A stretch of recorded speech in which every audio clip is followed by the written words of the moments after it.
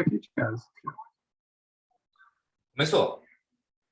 Ok, vou gravar daqui, cara.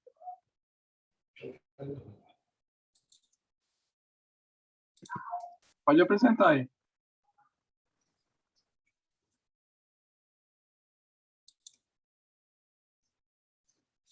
Então, bom dia a todos. Meu nome é André Pacheco e a gente vai dar continuidade a nosso programa de aulas, de revisões e discussões aqui no nosso serviço das classes de manhã.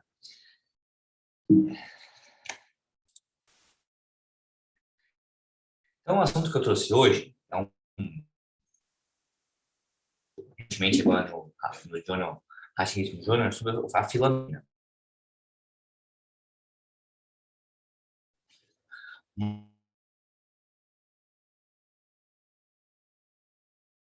O perfil clínico de pacientes com essa variante. Então, a primeira coisa que me veio em mente assim, quando eu ouvi esse artigo é o que é esse por análise, né? Porque não estava claro para mim que tipo de análise que era essa, né? O Kaique pode ajudar a gente depois, que é especialista nisso. Então, que eu busquei que realmente a por análise é um tipo de revisão que os investigadores acessam artigos originais individuais para aumentar o número de dados de um determinado assunto, né? Então, eles pegam dados de artigos individuais e juntam numa análise. Então, é uma técnica estatística também que combina então, os resultados de múltiplos estudos epidemiológicos e para aumentar o N, geralmente, de assuntos mais raros, menos prevalentes.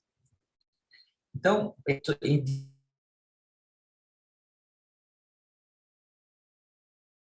e hoje em dia está se usando para qualquer micadopatia que se apresente com arritmia, tanto cadeia ventricular, com fibrilação atrial, subcondução, desde que descartada isquemia, doença hipertensiva ou doença valvular.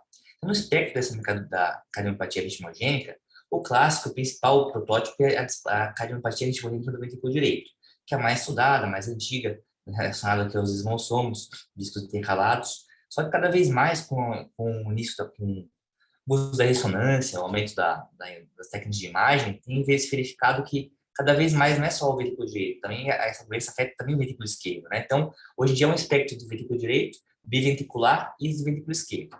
A do ventrículo esquerdo é um pouco mais, é bem menos estudada, é um pouco mais complicado, né? Porque quando predomina o ventrículo esquerdo, ela pode mimetizar a miocardiopatia dilatada, outras coisas, né? Outras doenças também afetam o ventrículo esquerdo. Então, fica um pouco mais difícil. Cada vez mais tem estudado esse lado de cá, o lado esquerdo, né? Não tem muito dado diagnóstico nem prognóstico sobre essa parte ainda.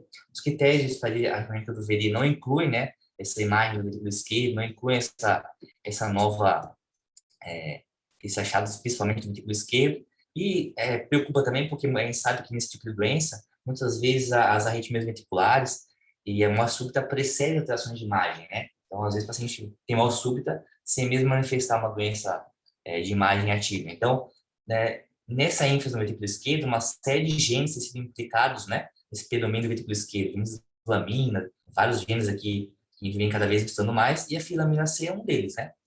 Então, do ponto de vista prático, o autor traz aqui como é que a gente diferencia, então, uma cardiopatia dilatada uma cardiopatia ritmogênica do ventrículo esquerdo, predomínio, né? Então, miocardia dilatada familiar, lógico, descartada outras causas já de isquêmica, hipertensiva, valvar, é principalmente uma doença do miocárdio, né, da função miocárdica. Então, há um remodelamento do VE, dilatação compensatória. O foco principal no exame de imagem, ressonância, é a disfunção sistólica do VE e uma dilatação, né, com um realce mesocárdio principal ou mid-mesocárdio ou espalhado, variado ao longo do ventrículo, né?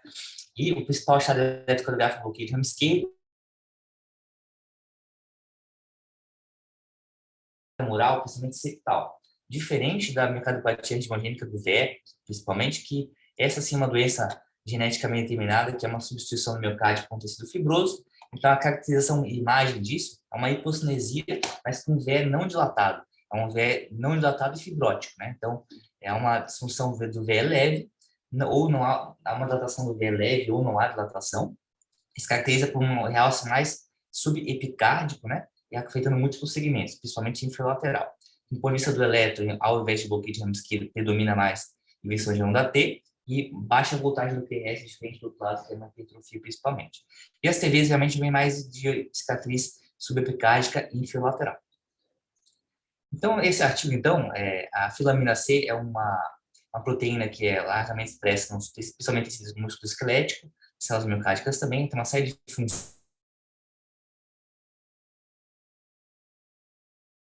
entre sarcoma de membrana plasmática, e também, além disso, conecta células musculares de conexão, né, de células da adesão dos discos intercalados. Então, a filamina C, quando começou a ser estudada, principalmente ela é envolvida em miopatia, miofibrilar esquelética. Depois começou a saber, recentemente, que, além do desenvolvimento muscular, algumas mutações de truncamento do filamina C envolvidas um tipo de cardiomiopatia que é isolada, né, que tinha uma overlap de miocardia dilatada e miocardopatia ritmogênica, uma disfunção histórica leve, eurodilatação, mas com muita fibrose do OVE. Então, está sendo mais estudado nesse sentido em termos de risco de morte súbita. Então, a filamina C, essa variante, no contexto de muita fibrose do OVE, ela aumenta muito o risco de morte súbita e arritmias, que não tem a ver muito com a dissociação muscular esquerda. Né? Então, por isso que cada vez mais sendo estudado isso. Então, o objetivo dessa análise é um estudo genótipo-fenótipo, focado nas variantes da filamina C, com o objetivo de reportar a prevalência dessa variante na população de cardiopatia ritmogênica, referido como hospital terciário. Além disso, essa análise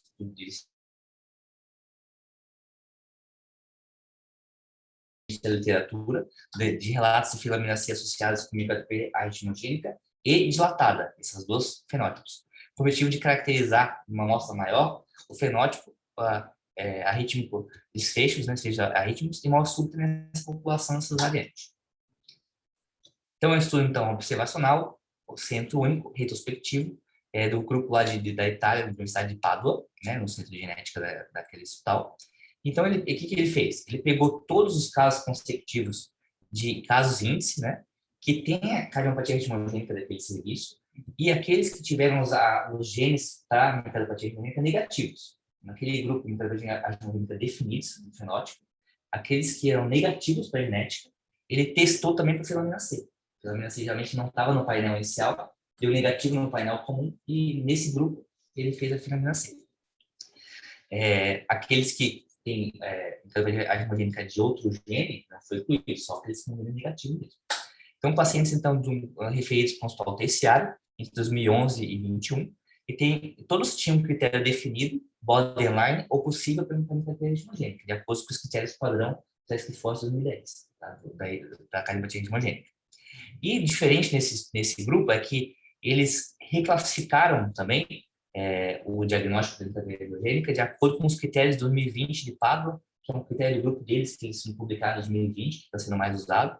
Então, eles reclassificaram a parte, esses critérios principalmente envolvem o mesmo tipo de esquerda, que eu vou falar logo em seguida. Então, uma parte eles reclassificaram não só o teste force padrão, mas com esse outro critério deles de 2020. Quando apropriado, o teste genético e a fenotipização também foi cedido para a família, os familiares dos pacientes. Então, eu fui ver o que é esse critério deles diferentes, né? Basicamente, esse foi publicado em 2020, além dos critérios padrão aqui, que a gente sabe do Task Force 2010, que é o último revisado, eles incluíram novos critérios, mesmo padrão maiores e menores, mas que envolviam o ventrículo esquerdo, principalmente critérios de imagem, de ressonância, colocaram também inversão de onda T em cordiais como critério menor, baixa voltagem também do VE também colocou como critério menor, que é diferente do padrão, né? E também esse exercício de origem do VE também colocou com critérios menores. Então, basicamente, ele colocou critérios do VE também para tentar pegar esse lado do VE da miocardopatia. E caracterizou, então, de uma forma bem clara, que a ritmogênica do VD padrão, uma biventricular que ele pega também do VE, e uma nova forma, ele padronizou essa nova forma de ventrículo esquerdo puro, quando eles têm critérios do VE mais genética. Só ter critério do VE de imagem ou de eletro não foi suficiente. Como confunde com outras coisas, ele exigiu que tivesse também uma mutação de gene relacionada com a empatia ritmogênica para caracterizar essa forma só do VE. Isso não basta só a imagem. E essa forma do VE, aqueles que não tinham doença do VD, só do VE. Então, o método de estudo, eles pegaram dados clínicos genéticos, né, desses pacientes e deles isso aqui em relação à análise, à curva de análise, né, eles pegaram então os dados consecutivos da literatura e pegaram esses dados e juntaram depois então os dados daquele grupo da casuística deles com a literatura. Então, eles pegaram os dados da literatura desde os anos 2000, tinha que ter, na época, um fenótipo bem definido da vitamina C, tinha que ter publicado já, né, apesar disso, especialmente 2000 para cá. Aqueles pacientes que não tinham diagnóstico claro, nem possível, nem borderline, foram descartados, né? Carreadores do vitamina C saudáveis foram descartados, só com fenótipo positivo, só quem tinha doença mesmo. Pacientes hipertróficos do micropatia resistível foram descartados também, só entrou quem tinha fenótipo de micropatia hemogênica ou dilatado. E o desfecho moa-súbita também incluiu moa-súbita, para cardíaca abortada e quem precisou colocar CDI com terapia, né? Então, os resultados. Então, da coxa de Pádua, né, do principal, foram 270 pacientes com casos índices, né, com testes genéticos detectados.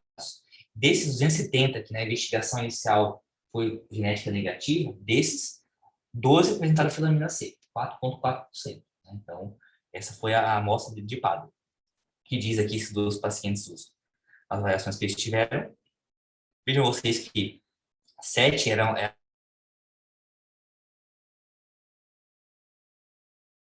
e 5 deles era crescimento determinado, né? Então, isso foi considerado como um patogênico também, nessa amostra, né? Então, todos esses pacientes de 70, só 12 apareceu filamina C. Da variante de Pádua da corte ainda, dessas 12 pacientes, foi conseguido fazer o screening familiar em cascata de 5 famílias. Essas 12 famílias, só 5 foi conseguido fazer. Desses conseguiram ser feitas, 13 de 24 familiares estarão positivos para filamina C variante também, a mesma mutação. Então, no total, então, positivo ficou 12 pacientes índices, mais 13 familiares. Aqui ele escreve um por um todos os casos, né, das famílias direitinho. Veja aqui que a setinha é quando é o caso índice, né? E essa barrinha aqui, essa linha aqui, é quando o paciente morreu, né? Então, teve aqui, escreve por família, quem foi o caso índice, quem estava afetado em peito, quem não estava afetado, e os casos que faleceram, né? Então, tem todos os dados direitinho de cada paciente. Então, o fenótipo desses pacientes carreadores, dessa amostra de Pádua primeiro, eles tiveram uma idade média de 51 anos, um pouquinho mais de idade, né? 4 dos familiares, eles tiveram uma história familiar não definida de micropatia dilatada não isquêmica, né? Numa família C, que é uma daquelas famílias, o pai de um paciente recebeu um CDI, e na família L, um primo paterno evoluiu para transplante, né? Então, aqui ele mostra uma imagem para ilustrar um dos casos aqui desse probando, nessa família L, que chama a atenção aqui que ele tem uma baixa voltagem, né, aqui nas derivações de membros, e tem umas ondas T aqui inferior-lateral, bem inferior aqui, bem achatado, bem reto, né? Isso que ele caracteriza como ser típico da doença. Na imagem aqui, uma fibrose, principalmente inferior-lateral, né? Subepicárdica. Então, ele bota como achado tipo. Então, esse é o fenótipo da amostra de Pádua. Falando sobre o fenótipo achado, desses 25 pacientes, então, 12 índices mais 6 familiares, 18 deles tiveram diagnóstico clínico de micropatia hemogênica, né? 25 tinham hemogênica, desses 18 que tinham doença clinicamente manifesta. A maioria homens, idade média 45 anos. Baseado no teste forte no critério de diagnóstico padrão, 4 no diagnóstico definitivo de micropatia hemogênica, 5 borderline e 9 possíveis, né? De acordo com a reclassificação daqueles critérios de Pádua 2020, houve um predomínio de VD em 4 pacientes só, 22, predomínio do VE em 10, 36% predominou, né? E biventricular em 22. Desses pacientes, com 18 pacientes que tiveram critério, a penetrância da doença, então, foi em torno de 72%, ou seja, 25 pacientes que tinham gene, 18 manifestaram a doença, então a penetrância foi em torno de 72%. Só que quanto mais idade, aumentou um pouquinho a penetrância. Desses com maior de 5 anos, 79% foi o fenótipo. Então, a penetrância aumentou um pouco com a idade. Agora, juntando com os dados da literatura, né, na polis-análise, juntando tudo, né? Aqui, primeiro, falando só sobre a amostra da literatura. A procura inicial envolveu 51 estudos, né, que examinou os pacientes com filamina C variante e cardiopatias hemogênica ou dilatada. Desses 51 estudos, só 8 foram preencheram o critério de inclusão. Então, no total, ficou desses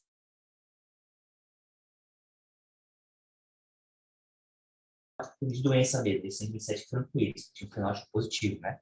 Desses, 42 pacientes tinham diagnóstico de cardiopatias hemogênica, 22 índices 20 familiares, 85 micropatia dilatada, né?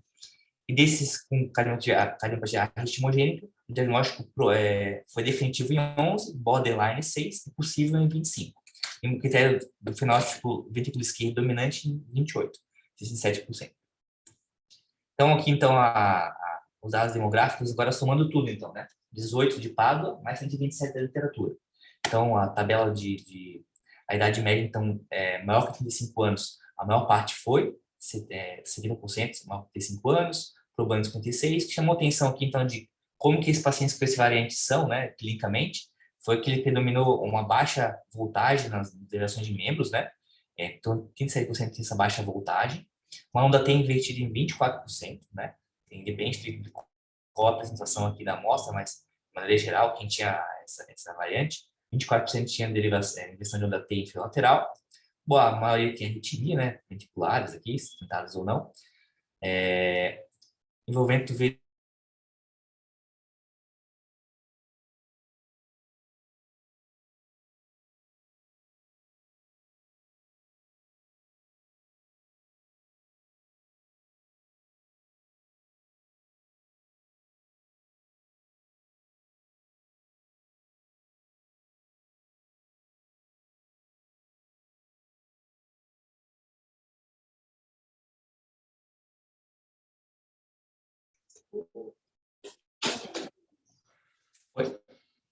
Esses pacientes que morreram subitamente, então, todos tinham ressonância e tinham fibrose não isquêmica na imagem no pós-mortem, né? Quem foi relacionado com morte súbita, aqui vocês em azul, quem morte súbita, e o laranjinho que não teve morte súbita, que foi estatisticamente significativo foi ter baixa voltagem, foi relacionado com morte súbita, ter a injeção de uma TI lateral e ter fibrose no VR. Todos os pacientes dilatação do VR, não teve relação com morte súbita. Então, realmente é um estado importante. Então, os principais eram esses resultados.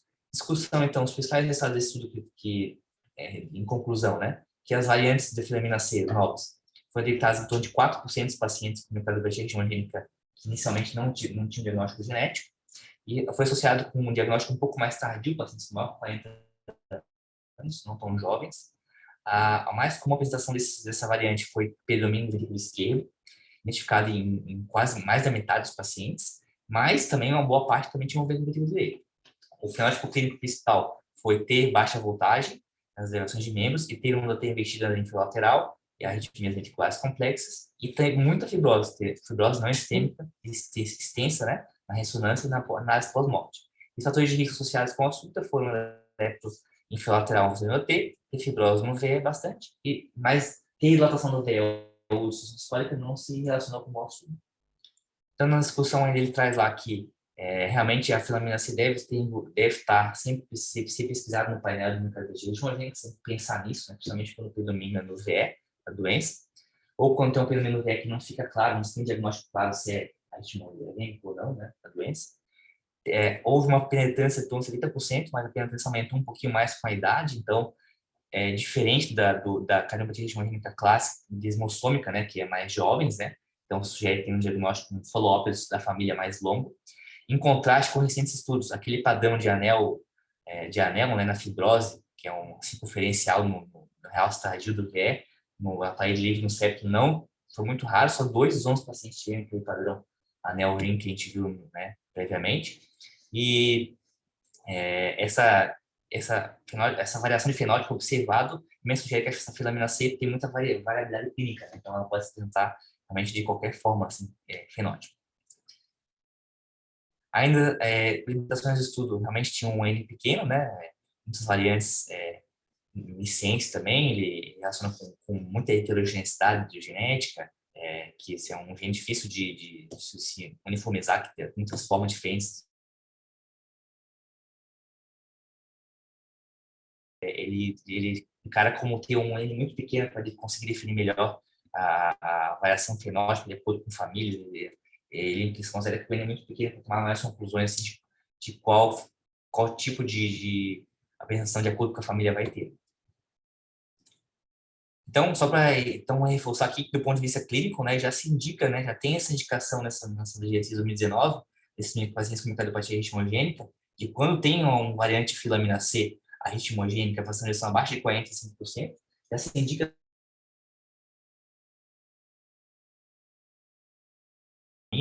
se tem um paciente com esse gene, né, com pouca alteração aqui, mas já se indica isso daí, porque sabe que se encara que o risco de morte súbita é maior e já, né, se recomenda uma nível de recomendação 2A, indicação seria prevenção primária, né? A vitamina C entra aqui no rol, né, doenças de genes que podem causar isso, assim como outros diversos que tem aqui, então é bom a gente se familiarizando, lendo um pouco mais sobre isso, para a gente cada vez entender um pouquinho mais, né? Então era isso, pessoal. Obrigado. Abrir para discussão aqui agora. Estamos no tempo ainda, Alexander. Acho que estamos no... Tá gravando ainda? Estou gravando e tem tempo. Podemos seguir aí. Torelso, os trabalhos aí. Não ficou muito claro quando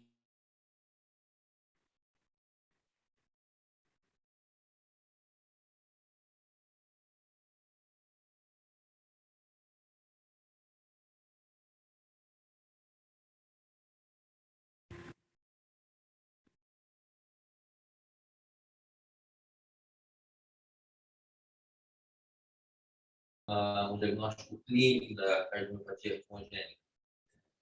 Aqui nessa análise, ele pegou todos que tinham que ter um diagnóstico clínico já pelo menos provável, né? Ele é todos com os critérios padrão, né? Test force.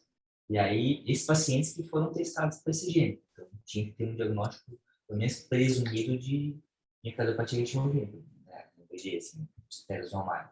Mas confirmado por estudo genético ou só por diagnóstico clínico? Esse ele não falou, né? Ele não especificou quais eram os critérios que davam possível diagnóstico, né? O teste genético é um critério maior, né? Mas ele não especificou assim, quais critérios que foram, né? Não falou. Seriam pacientes com suspeita de cardiomiopatia ritmogênica do VD, mas não com um diagnóstico firmado, e aí eles evoluíram na intenção de fazer um diagnóstico diferencial, fazer uma ressonância e teste genético, é isso? Esse que ele incluiu aqui, todos os pacientes foram encaminhados para o hospital terciário, já com pelo menos uma suspeita diagnóstica disso, né? Uhum. E a suspeita clínica já dava, já, não muda, é diferente. Uhum. Quem fez teste genético já, que deu negativo no painel normal, e eles testaram se tinha essa variante a mais. Mas a questão clínica não mudou nada, né? A questão clínica já estava, se era provável, se era possível, não, isso não influenciou. Então, não ficou claro para mim. Eles suspeitaram dessa nova entidade em quem tinha clínica de miocardiopatia ritmogênica com teste genético negativo ou teste genético positivo. Não é pelo teste force, porque Então, o critério era teste force. Teste forte. Mas eles descartaram cardiomiopatia ritmogênica com teste genético? Então, quem tinha diagnóstico de cardiopatias mesmo com teste genético negativo, se tem os critérios clínicos de imagem, eram considerados como não mudou. Assim. Então, isso que não está claro para mim. Não tive a pergunta. Eles fizeram a pesquisa dessa nova entidade em quem tinha o teste genético negativo ou fizeram nos dois, teste genético negativo e positivo? Só quem tinha negativo no painel inicial. Só esse que foi incluído. Quem tinha o teste genético positivo de uma outra causa, outra variante, não foi incluído. Eu entendi, foi isso. Foi o Só teste quem teve... force da rede primária, faz um teste force, encaminha para a terciária e realiza depois uma teste genético inicial negativo, não tem nenhum painel daqueles mais comuns, esses que foram testados para essa variante diferente. Mas todos os pontos de vista clínico já estavam. Quem tinha de objetivo assim mesmo, quando a ressonância mostra um padrão predominantemente do ventrículo esquerdo, né? Ao contrário, a maioria foi comprometimento do ventrículo esquerdo, né? Baixa voltagem no elétrico.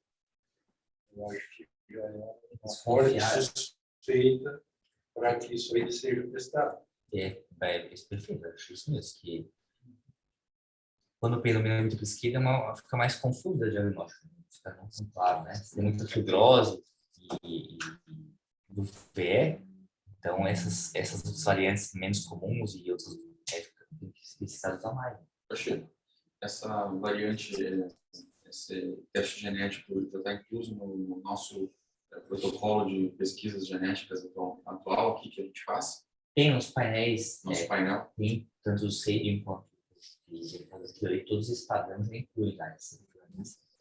É uma das lentes que se pesquisa de micropatia de maneira geral.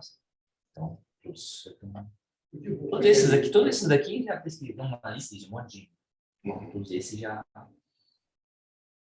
E o que para mim ficou mais, que chama atenção também de mensagem é que se caso tenha essa filamina C, tem um evoluir mais grave, né?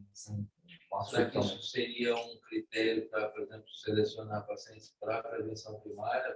CDI? CDI, né? Dizem que não tem uma situação de parecer tão grave, que não receberia um CDI de maneira normal, padrão, talvez, né? Que se consegue identificar um gene desse, o problema vai ser pior. Diferente das outras doenças, a arritmia vem antes das funções mais graves. Então, sim, naquela Mais recomendação ali já é 2A colocada, né? Tanto como as aminopatias, quanto essas filamina C, né? Ó, aqui acho que fosfolamina também, né? Pode falar, Andrei.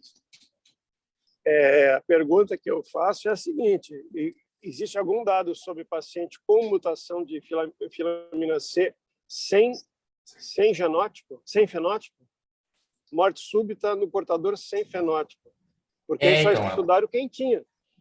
Boa pergunta. Realmente, aqui nesse estudo ele não comparou, né? Tinha fenótipo, gene sem fenótipo, né? Pois é, então. Realmente. Eu quero saber isso. Mas esses pacientes todos foram encaminhados para um centro especializado porque tinham suspeita. Eu quero saber quem não tem suspeita, se essa testagem faz diferença, entendeu? Porque senão, assim, na prática, né, a gente acaba tendo, pelo que eu entendi, funciona mais ou menos igual se eu tenho critério de fibrose importante, que chega a levar a diminuição de voltagem no eletro. Isso tudo já é um marcador de risco, entendeu?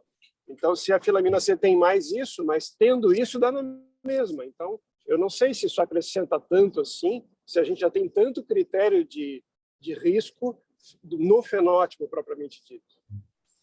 Mas talvez aqui, realmente, ele descartou esses doentes aqui, né? O paciente que tinha um genótipo positivo, mas sem clínica, nada, ele foi descartado e não entrou nessa estatística, né?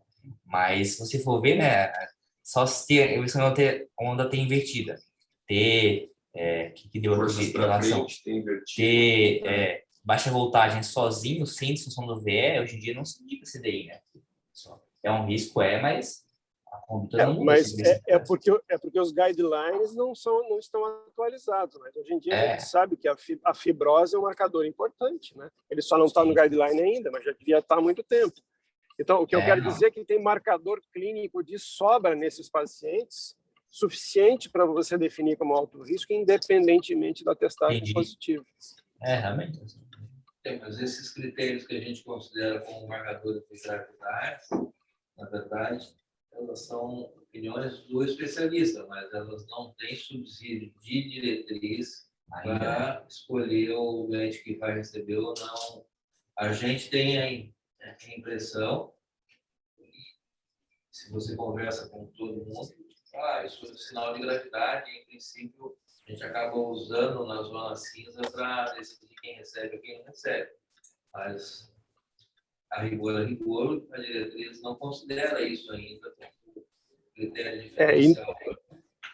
Então, nesses que a gente tem dúvida, não considera ainda porque não tem guidelines, só 4% vão ter essa mutação. Quer dizer, vai ser uma população muito pequena.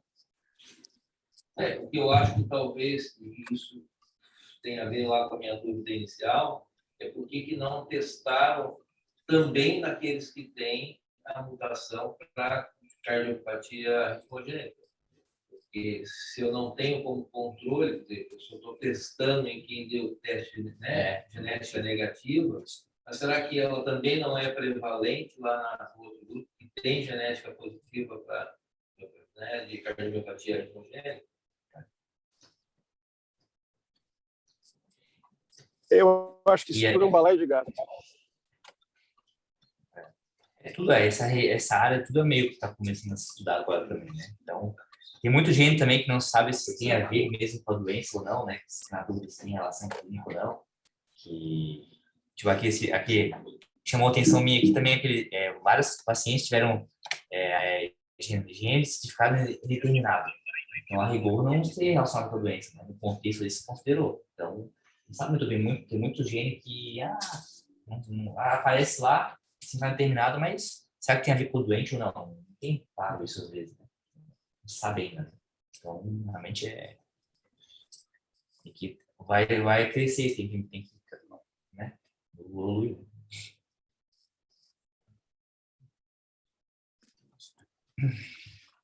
Alexander? Diga, mestre, estou prestando atenção aqui, estava tentando corrigir o negócio do Zoom aqui para ele não cancelar, então já consegui arrumar isso daí.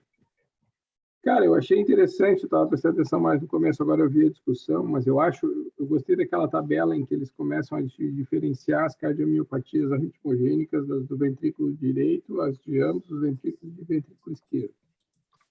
Pelo que eu entendi, basicamente, esses pacientes são aqueles que têm mais cardiomiopatia ritmogênica do ventrículo esquerdo, né?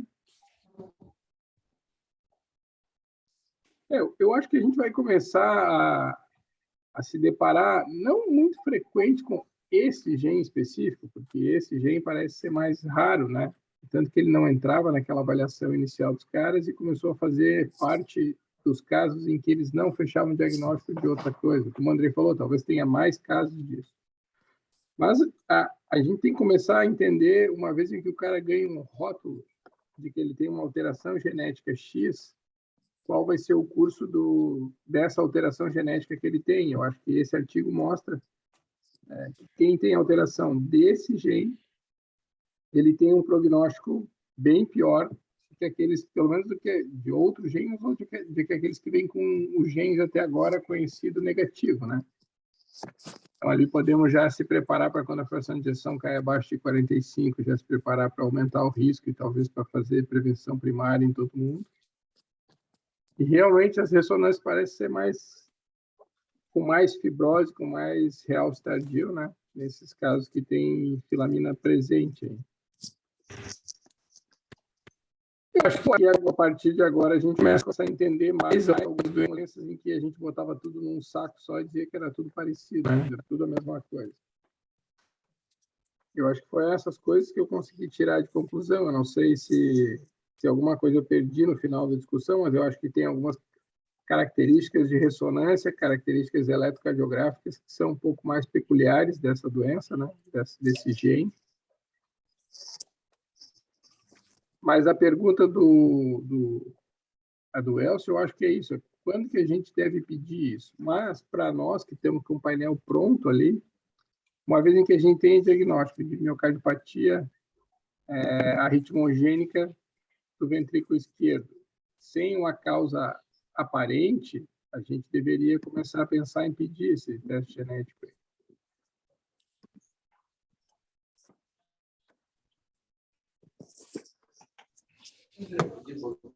Da ressonância, Opa.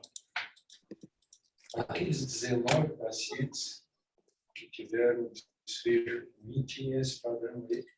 Ele não fala sobre cada um, não. Esse aqui, ele só citou um dos casos aqui, mas nem por ele. Não Mas a citou um por um, maioria assim. tinha padrão No geral, ventrículo esquerdo, né? tem uma tabela que eu não coloquei, que tem muita coisa, que ele escreve um por um, assim, isso deu BE, VD, mas de maneira geral, o fenótipo deles aqui, cadê? Aqui, ó.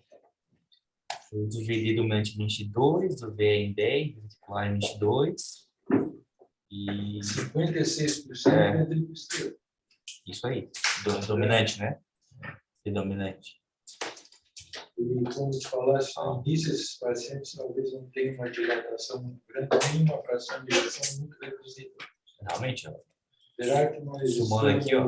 naquela complementando a pergunta do Elcio, paciente com esse tipo de padrão aí, a gente está autorizado a fazer prevenção primária? Então, o problema é que isso não está na diretriz, assim, o que o Andrei comentou já. O fato de ter comprometimento do ventrículo esquerdo, que não é comum na displasia arritmogênica, né? Quando você tem essas alterações eletrocardiográficas de baixa amplitude, proteção de onda T, tudo isso já nos dá uma ideia que é um padrão evolutivo diferente da displasia clássica que só acomete o ventrículo direito. Então, isso já há algum tempo denota que parece que esses doentes têm um prognóstico pior do que os indivíduos que têm só comprometimento do ventrículo direito. Agora parece que esses indivíduos com esse padrão em comum, ou de forma biventricular, ou com comprometimento só do ventrículo esquerdo, parece ter um substrato genético e talvez esses tenham um prognóstico pior. Né? A pergunta é, isso ainda não é diretriz. Né? Se cabe indicar implante de CDI para prevenção, aparentemente sim, principalmente naqueles que têm pouca disfunção ventricular, naqueles que têm só comprometimento do VE e com teste genético positivo, parece ter uma evolução pior. Só que na prática a gente vê muito pouco paciente que tem comprometimento só do VE. Né? A grande maioria das vezes que a gente vê, fugindo do padrão clássico de só do VD, quando a gente acaba vendo é aquele que tem doença biventricular. Eu não me lembro de ter visto algum paciente que tivesse só padrão ventricular esquerdo. Talvez eu tenha visto e não tenha pensado no diagnóstico, né? Porque a gente acaba, muitas vezes, vendo um paciente que tem doença displásica. Inicialmente, às vezes, ele tem comprometimento só do ventrículo direito, e com o passar do tempo, ele acomete também o VE, ou seja, fica biventricular. Só que quando a gente pega um paciente que só tem alteração de ressonância do ventrículo esquerdo, e a gente acaba nem pensando na diagnóstico de displasia ritmogênica. Né? Sim, né? Talvez a gente tenha falhado no diagnóstico de alguns pacientes que tivessem só comprometimento do VE. Ali está claro que 19% evoluiu pior. Mas eu vou fazer uma pergunta bem primária. Para se chegar a isso, quando esses casos foram pensados na literatura, eles foram procurados na literatura aleatoriamente. Todos tinham tido arritmia ventricular importante, complexa? Não necessariamente. A gente pegar todas as amostras de pacientes com filâmina C que tinham fenótipo de alguma doença. Não citou lá que só quem tinha arritmia, só quem tinha G positivo e... Aí fica mais difícil ainda de indicar. Só não incluiu quem tinha o gene positivo sem doença clínica, né? Não necessariamente a arritmia ventricular é importante. Todo mundo. Ficou claro isso. É complicado. Porque tu vais indicar CDI no paciente que não teve arritmia ventricular só com essas características eletrocardiográficas e de ressonância. A pergunta Com genética positiva. Sim. Então, se é um paciente que não tem arritmia, né, pergunta por que se investigou dessa maneira? Porque tem alteração de padrão eletrocardiográfico, né, tem baixa voltagem, se você for ver aqui, ó, 79% dos pacientes, quase 80% tinham essas ventriculares frequentes. Então, a maioria também já tinha, né? Então tem 79% de medida. Foi para chegar na investigação, foi se investigar, né?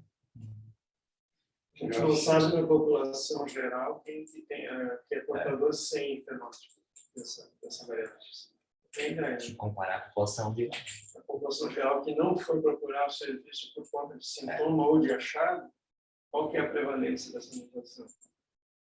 Ou seja, será que essa mutação realmente, né, tem a ver? Quantos pacientes estão andando por aí que tem essa mutação e não tem nem fenótipo? E não seriam nem pacientes, né? Não são pessoas, são pessoas, são indivíduos. Mas a ideia não é pedir para todo mundo, né? A ideia é pedir para quem tem miocardiopatia arritmogênica. Uma vez em que tu tem uma suspeita clínica dessa doença, aí você pede e aí você sabe que o prognóstico é pior. Acho que não é para pedir para pessoas saudáveis que vão no consultório, né? A ideia aí é... Mas eu acho que fazendo o gancho com o que os dois falaram, né, o Miguel e o Andrei, a gente costuma fazer o caminho inverso. A gente pega um paciente com arritmia, vai investigar, ele tem alteração no eletro, ele tem alteração no EPA, a gente suspeita de displasia ou miocardiopatia arritmogênica. Você parte de um paciente portador de arritmia. É infrequente a gente receber um paciente que ele não tenha arritmia e que ele tem alteração eletrocardiográfica ou ele tem achado no eco, que faz com que a gente peça ressonância e a gente chegue a um diagnóstico de cardiopatia arritmogênica sem que o paciente tenha arritmia, ou seja, a gente se adiantou no diagnóstico, a gente identificou uma cardiopatia, uma miocardiopatia, que é passível de ser arritmogênica, mas ele ainda não tem arritmia, ou seja, isso é infrequente. Na maior parte das vezes a gente faz o diagnóstico, o paciente tem palpitação, porque ele tem astacismo, porque ele tem taquicardia ventricular não sentada, e vem nos procurar. Além dele ter palpitação, de ter arritmia, ele tem alteração de repolarização, ele tem baixa amplitude, aí eu pedi um eco, tinha um padrão de infiltração, o gastamento do VD, pedi uma ressonância, tem comprometimento de ventricular, então o diagnóstico é feito de trás para frente. Quantos pacientes têm cardiopatia arritmogênica, mas que ainda não tem arritmia? Né? A gente normalmente não faz esse diagnóstico. Esse cara aqui tem uma doença que é passível de ter arritmia, mas não tem arritmia ainda. Deixa eu mudar um pouquinho do que eu tinha falado. Eu tinha falado que você já tem no fenótipo muita manifestação que já prediz a morte súbita, por exemplo, a quantidade enorme de fibrose, etc. Eu acho que isso se comporta, isso já existe, por exemplo, tem variantes de PT longo que são consideradas malignas e tem um risco de morte súbita muito maior. E nesse tipo de paciente, a única coisa que você tem é um QT longo, quer dizer, você não tem outro marcador. Né? E aí, essa variação genética aparece, embora isso não seja um consenso. Né? Vou botar um CD, porque essa é uma variante maligna do ponto de vista genético, o QT longo igual. Né? A gente se baseia no tamanho do QT longo, se é mais de 500, não sei o que, um monte de coisa, mas existe isso. Tem uma variante genética com risco maior. Mais ou menos a mesma coisa que eu estou vendo aqui. Minha pergunta é a seguinte: se essa variante com risco maior já está cheia de fenótipo preditor de risco, se isso no fundo faz diferença ou não, se você já tem esse paciente com um monte de critérios para aumentar as risco. Eu acho que isso a gente estende para várias outras doenças cardiológicas em que a gente extrapolou muitas vezes as conclusões. O paciente que tem doença aterosclerótica, via de regra, tem dislipidemia. A dislipidemia parece ter uma relação, quanto maior a dislipidemia no doente com aterosclerose, parece que ela é um marcador de pior prognóstico. Daí a gente inferiu que você pega um sujeito saudável, que tem dislipidemia, vou dar statina para esse cara, mas o cara tem doença aterosclerótica, ele só tem um colesterol alto. A gente inferiu